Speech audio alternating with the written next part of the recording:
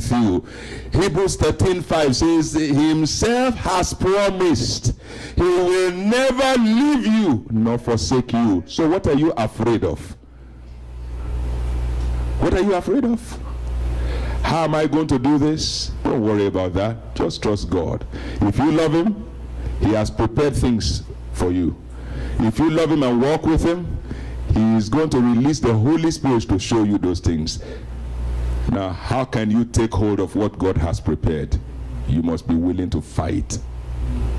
Fight for your destiny. Fight in the place of prayer. Fight by the word. Take hold of the word. God, this is what you have said. If I die, I die. Those three Hebrew boys they told Nebuchadnezzar, they said, let us tell you right now, we won't bow down to your idol. The God of heaven that we serve, he will save us.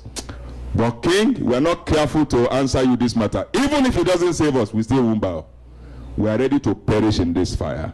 They took a stand for God, and God showed up. And you know, somebody said not too long ago, that isn't it amazing that Babylonian king Nebuchadnezzar was saying, who is this your God that you are boasting about, that will make you bow down to my idol? He said, really? God said, no problem, I will show myself. So before they landed in the fire, that God was waiting in the fire. And remember what did Nebuchadnezzar say? He said, were it not three people we threw in the fire? They said, yes. He said, how come is it that we see a fourth one? And this fourth one, his image is like the Son of God. I'm here to tell you, God is with you. I said, God is with you. I said, God is with you. So stop being afraid. Look up. Look up. Get into the word. Locate the word of God that deals with the issues of your life and say, God, I tell God all the time. God teaches me to do certain things, and I take, I just put into action. Sometimes you find me in the middle of the night like a crazy man walking about. They say if you see somebody who is running, it's either something is chasing him or he's chasing somebody or he's chasing something. I'm that person. Nothing is chasing me, but I'm chasing something. And you know what I'm chasing? I'm chasing my God. Because I know once I lay hold of him and I sit where he has put me, there is no devil that can displace me. And I have seen in the word of God where he has said that I'm not going to fail. Failure is only an event. It is not an establishment. An event is something that occurs, that just takes place. It's not an establishment. So you failed yesterday, so what? Abraham Lincoln failed, several times. I forgot the scientists. They said, his lab caught fire. And the thing was raising up. It was a terrible fire. And you know what he did? He went and called his wife. He said, come and look at this fire, because you may never see another type of this fire all the days of your life. And they both went there. And as they were looking at it, the thing burnt down. But then he got up and dusted himself. He said, no, I'm not sitting down here on these ashes. I'm going forward. And look at where we are today. He could have sat with his failure.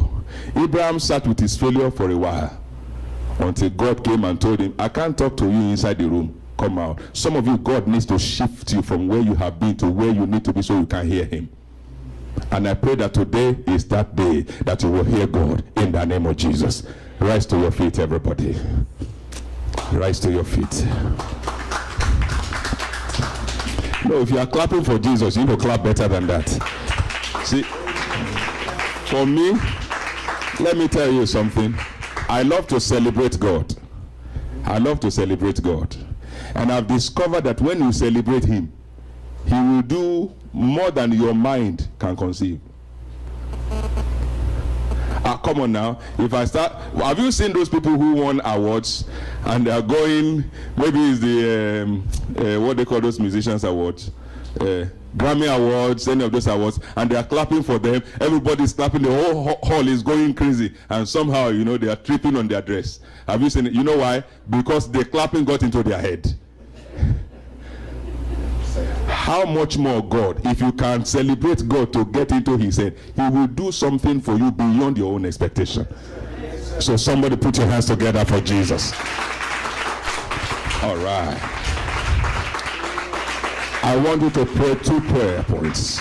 2 prayer points. Now, I'm an African boy now. When I ask you to pray, you're going to pray. Before I pray for you, you need to pray for you. Hello? Hello? You need to pray for you.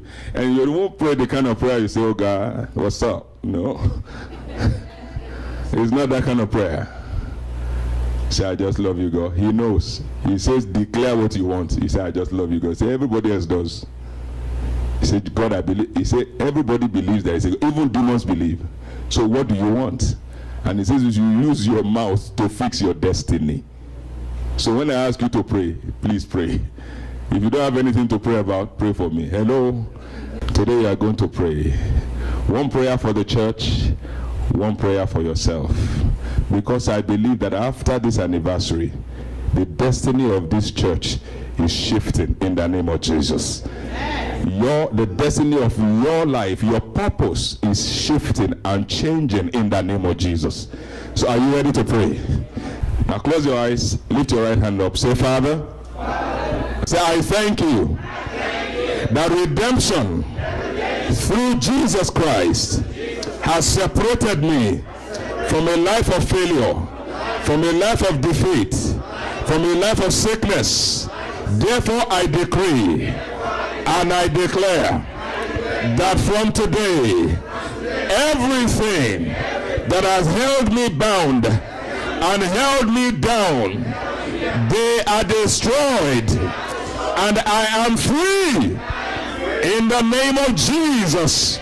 Just lift your right hand. I'm going to pray for you. If you are sick in your body, God is going to touch you and is going to heal you. No matter what it is that you're going through, your marriage is falling apart, God is going to step in today. There's going to be restoration in that marriage in the name of Jesus. If you're going through any challenge, something that you're supposed to have received that's been held down, as I pray for you, the grace of God, the power of the Holy Spirit, the Spirit of Christ that quickens us will come alive inside of you and give fresh life to that thing in the name of Jesus. Lift your right hand right now. Father, in the name of Jesus, I have declared your word to your people. And I know, Lord God, that there is nothing that happens without the power of your word. For by your word was everything created. Therefore today I pray, O Lord my God, everything in any life, these hands that are lifted to heaven, anything in their lives, O Lord God, that does not agree with your purpose, I curse those things today in the name of Jesus Christ. Lord, I speak life to every man, every woman under the sound of my voice in the name of Jesus.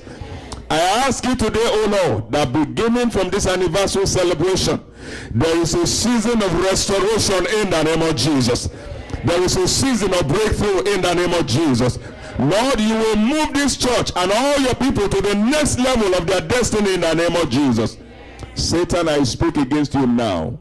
For greater is he that is in me than he that rules the world. Therefore, devil, hear me. I command you in the name of Jesus Christ, my Savior, the one who shed his blood to put me on the right hand of authority in heavenly places. And the Bible says that I am in him, lifted above all principalities and powers. So Satan, in Christ, I'm greater than you. So I speak to you, devil, sickness devil, you poverty devil, you depression devil. I speak to you right now, be destroyed in the name of Jesus Christ.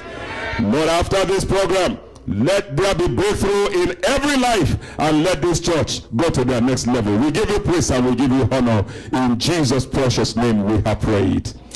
Oh, I hope this message has blessed you tremendously. Here, I want to let you know right now, if there is anything that we can do to help you, please do not hesitate to get in touch with us either by email or send us a snail mail or call us by telephone. We'll be more than happy to stand with you. We will be praying for you, that you can be sure of. And I want you to know that as we pray for you, God will hear. There is nothing too difficult for God to do. So the situation that you're going through in your life right now is not going to destroy you. There is grace for you to deal with it. The Bible tells us in the book of Hebrews, chapter 4, verse 16, it says, "Let us therefore come boldly to the throne of grace, that we might obtain mercy and find grace to help us in time of need." You need the mercy of God to sustain you. You need the grace of God to keep you. You need the grace of God to enable you to do the things that you cannot do. And the Bible says, as you come boldly, God will give you that grace. So I want you to know that we're here to serve you. And as you come fellowship with us, God is going to do something new in your life.